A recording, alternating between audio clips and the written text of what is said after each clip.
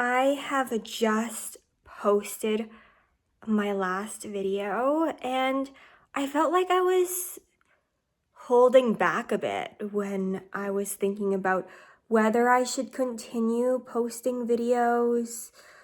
But honestly, it's not really a big deal. It's just how I feel about it in the moment. Like,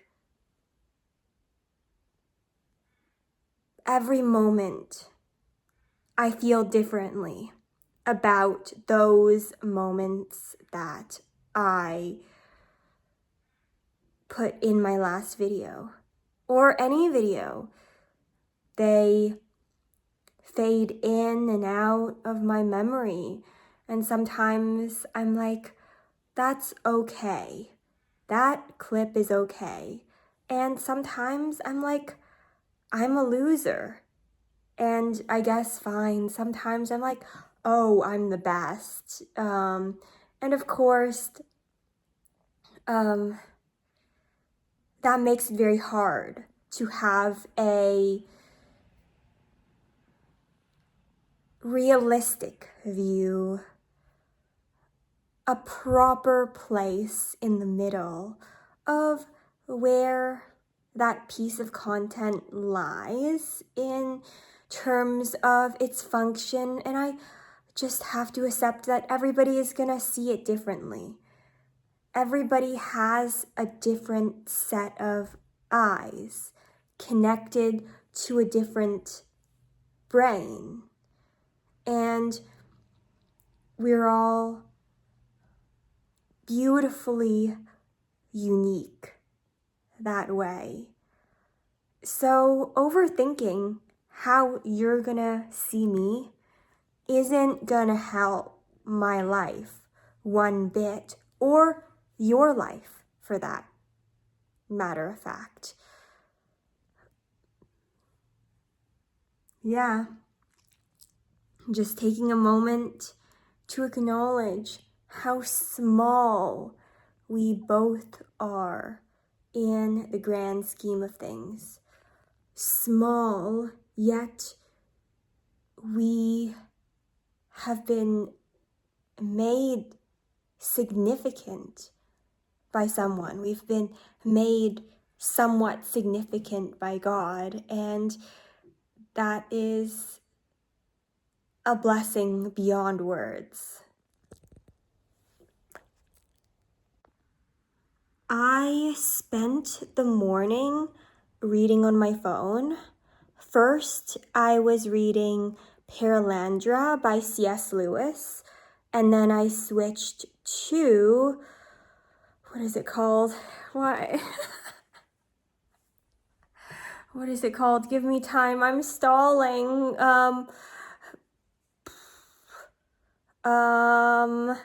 Help me. It's by it's by, see, I was supposed to be on a fast from romance novels for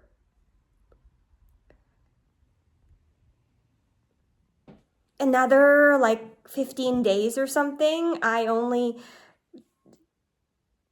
fasted for half a month, so I failed my fast. Yeah, whatever comes of that. And now apparently I can't even remember the name of the romance novel I just finished 3 chapters of. And like at a certain point you're like, oh, I need to stop consuming. I need to create something. So how about this? I can just talk to you about Perelandra. And yeah, it's, how do I not spoil it? Because it's the second book of a series. It's a space trilogy. And okay, I can talk about how weird I am that I decided to start with one of C.S. Lewis's lesser known works. Actually, no, I'm not weird. I started with Narnia, like, did I read it like 2 years ago? I read like halfway into the series, and then I read some negative reviews about how corny it was, and then quit. See how easily influenced I am? I shouldn't have quit because it was actually a very playfully, like, lots of morals, lots of good lessons in that. And I could have enjoyed it. Maybe I'll pick up where I left off. Yeah, but at the same time, this space trilogy is also quite the adventure. It gets more strange in the second book, more interesting. Like, let me tell you this, maybe. The part that I'm enjoying is like how the author is inserting himself into the fiction. So it's kind of like talking about himself being part of the story and knowing this main character in his story, like he was a real person who is a friend of the main character. It's like, oh, such and such passed on this story to me, and I'm gonna write it down for you. And I think that part is really cool and really fun to read about. You can like almost pretend the story is real. It is not fiction. It could be real. Well, the book's called Plotting Summer by Jess Heileman, and it's pretty good so far. Although I'm sort of disappointed that it's single POV, and I have to remind myself that it doesn't matter that much. Like, is that what I'm really upset about? That it isn't dual POV? Like, maybe I should fast from romance novels for longer. Like, I should not be overthinking my romance novel fix. Like, do I still have a bit too much of an attachment? Well, it's good that I've stopped now to reflect on what I've just read. It is okay being only in single POV because, hey, the author and we're stuck in our own heads and we have to make peace with that. Like, being dual POV, like a book being that way, is a bonus and not a necessity. And it makes the story somewhat fantastical because it's more realistic if you're stuck in one person's head. Like, that's the norm. Like, calm down. It's still gonna be a fantastic story. And what am I reading for? Just for a little bit of interesting summer vibes. And yeah, like, what else? Anyway, the plot's comforting enough. It's a comfort trope for many of us in the romance reader community. It's the, oh, a secret romance book is based off of this author's relationship they've imagined in their head. Wow, that sounds really bad. I can't explain romance novels anymore, I guess. Anyway, let me try again. So, this is the trope, is the author has a crush on this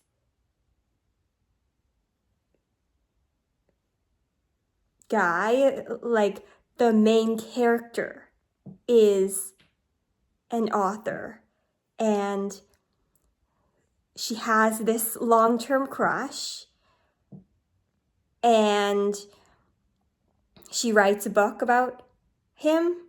He doesn't know it, and so they move on with their lives,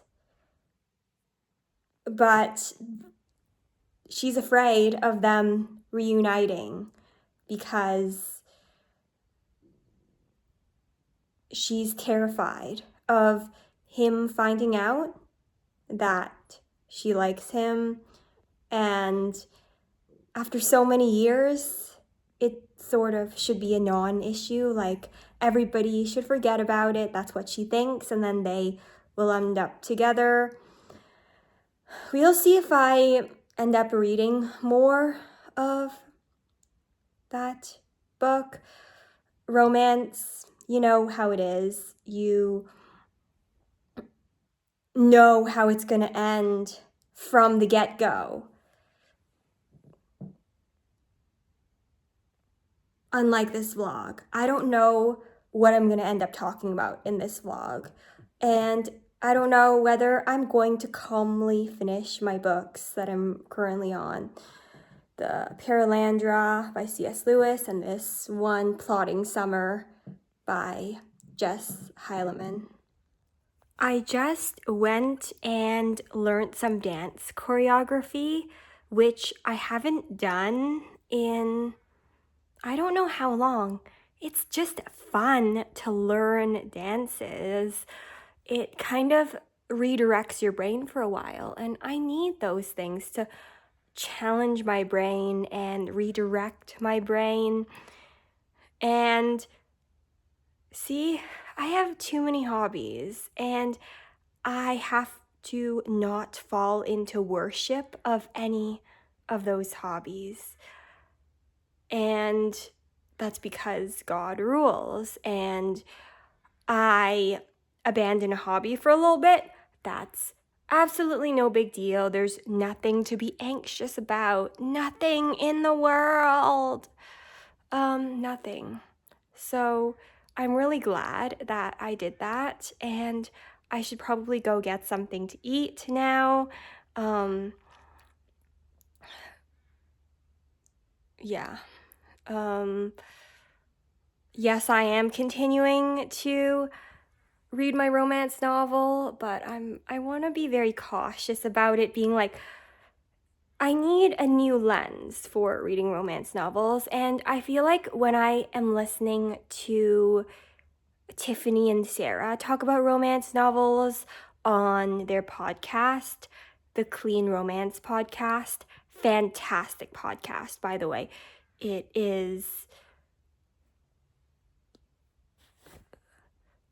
These two authors have such an appreciation for the genre that incorporates their faith and what reading romance does to their faith, and how it works together with their Christian faith, and how they've been able to honor God using their love of romance. Yeah, sort of. Of course, it's a clean romance podcast, but I just love the way that they personally, them, are able to find their way to a healthy relationship with their hobby of reading romance. And of course, it's their jobs to write romance as well. So, and also conversations with different authors and book influencers, even, who have had a journey with switching from spicy to clean romance. And you know what? I just need a better relationship with leisure time. And that's what these vlogs are all about. I'm getting ready to go back to school in the fall after a long time away from it. And I still need a good relationship with leisure because you know what? That's going to be important too when I have work to do at school. So yeah, healthy relationships with our hobbies for the win. Yay! Hello. I hope you're having a good day. I spent the morning reading again, and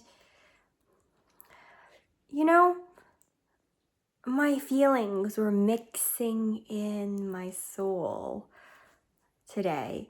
I ended up reading some more of Plotting Summer, which I started yesterday, and I think it's still a good thing that I'm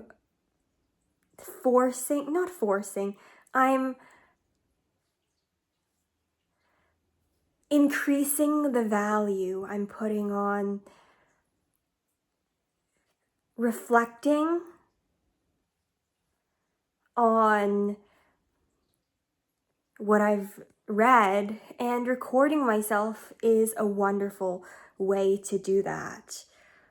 Sorry, I'm overthinking my background. I'm sure that one day I will have a better idea of what backgrounds I want for my videos.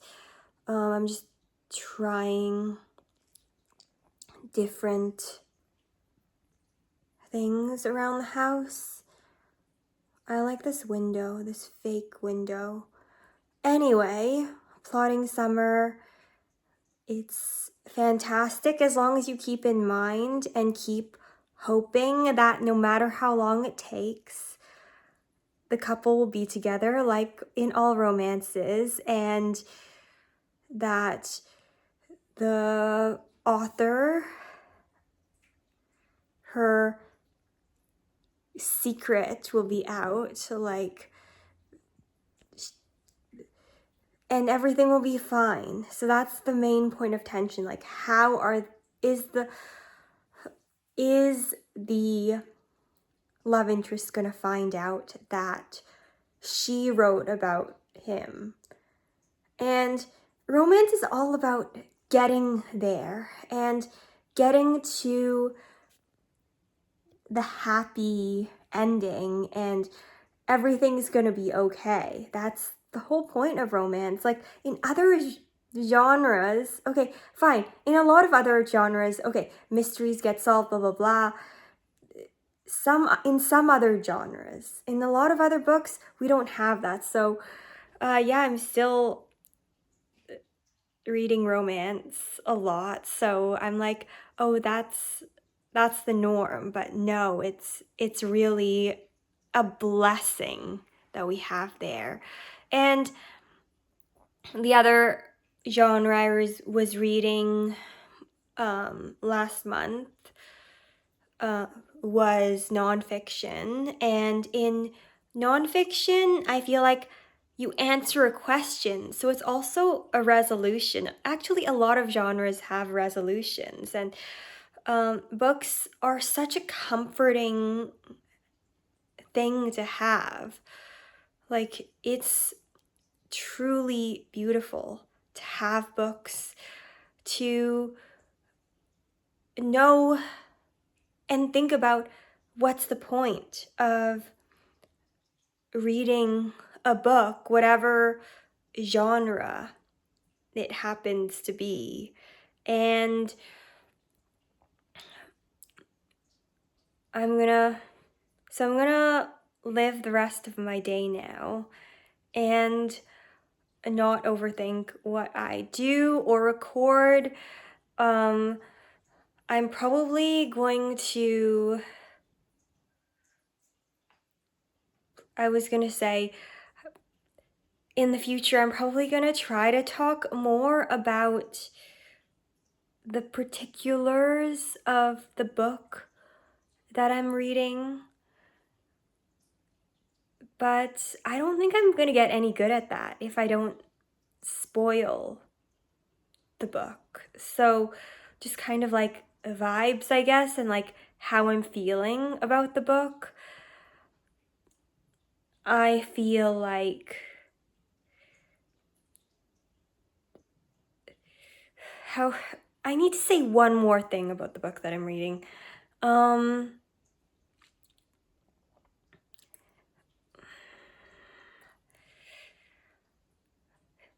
See, there are just these points in every romance novel that are so predictable, like friends checking up on the main character, making sure they're okay and they can handle all of the potential humiliating moments that come with dating. And also, I guess sibling rivalries are a big part of romances sometimes. Like, a lot of the times, family dynamics, friends dynamics.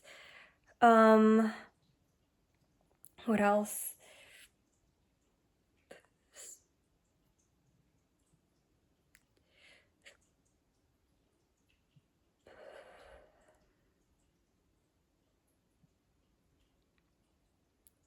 Yeah. Rejoice in the formulaicness of it all. Okay, see you later. So I walk from place to place a lot, and I choose to do it even though I've struggled with anxiety about why I do it. And as long as I stay on the right side of the road, I will be fine. Not smack dab in the middle of this shared path with the bike lane or shared. And I ride my bike too. Why am I'm so hypocritical. Anyway, that was not the point. The point is taking longer to get from place to place is not a bad thing. I think it gives me ample opportunity to think and not think in like dwelling on bad moments sort of thing, but to properly process the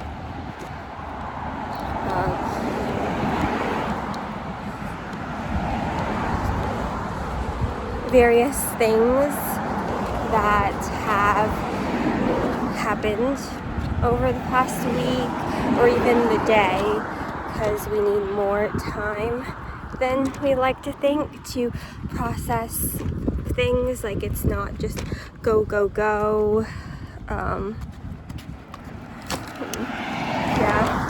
Not just non-stop. We have to stop sometimes, and we'll be better for it. I'd say one important thing I'd share with you this week is that I started reading my past journal entries, diary entries again, and I realize it's important to look back on the good things that you forgot about the past. Like, so I write down like the things I was upset about. Even if I have written the most negative thing, it's like becoming a positive thing to look back and be like, hey, I got through that. Even these videos that I'm recording right now, it'll never be the same. Like, it'll never be the same. Isn't that cool? Like, it will never be experienced from the perspective which I am experiencing it now. Like, even from my future perspective or your perspective. You haven't been through anything that I've been through. I haven't been through anything that you've been through. So wonderful reminder of how different we are, yet the same. Like, it's hard to get that right.